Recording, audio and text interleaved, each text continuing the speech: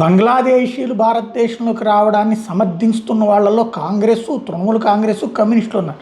అదేదో మన దేశంలో చొరబాట్లు వీళ్ళు ప్రోత్సహిస్తారనమాట, సమర్థిస్తారన్నమాట.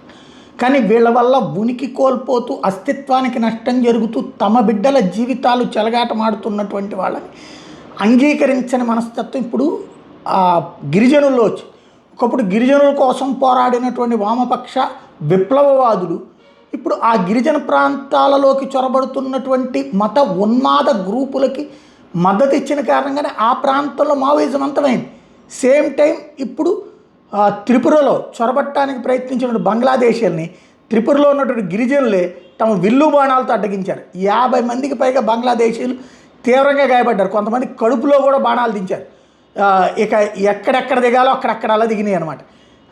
టోటల్గా ఇప్పుడు పబ్లిక్ అక్కడ ఏ స్థాయిలో, ఇదిగో చూడండి ఎక్కడ దిగింది.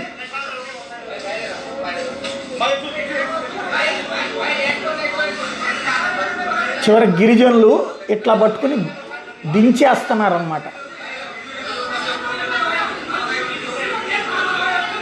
ఎట్టి పరిస్థితుల్లో వదలట్లేదు.